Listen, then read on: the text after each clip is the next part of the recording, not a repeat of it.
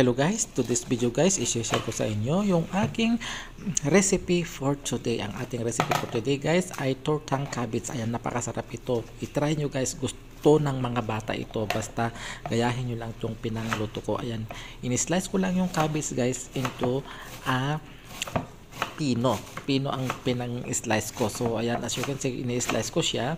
And naglagay lang ako ng puro powder guys. Ang nilagay kong ingredients: garlic, onion powder, black powder, and naglagay din ako ng konting chili powder, iodized salt, at saka naglagay ako ng konting olive oil para maganda yung texture at saka maganda yung pagkaluto niya mamaya.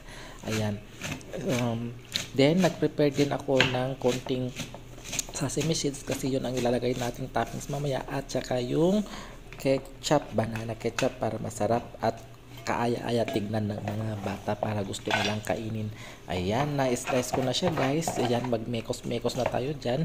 Ilalagay na natin yung mga ingredients na nabanggit ko kanina. Ayan, so ayan, mekos-mekos lang natin yan. So lulutuin na natin ang ating tortang cabbage. Ayan, napaka-special sa akin to guys. So first time ko ito na guys, na luto.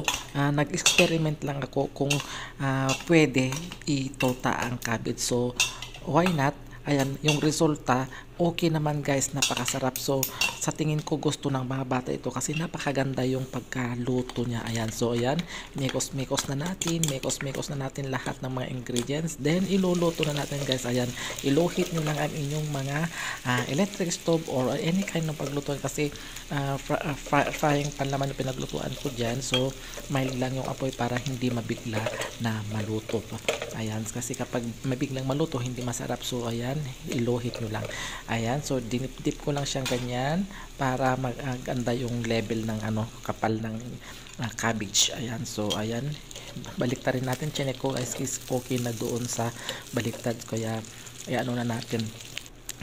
Ayan, 'di ba? Nakikita nyo naman ang sarap ng pagkaluto niya kasi low heat lang yung yung electric stove ko kasi electric stove ang gamit ko. Ayan, na siya.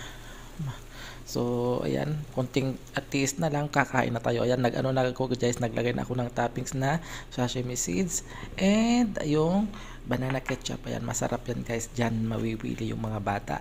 Gustong gusto nila yan guys, yung banana ketchup.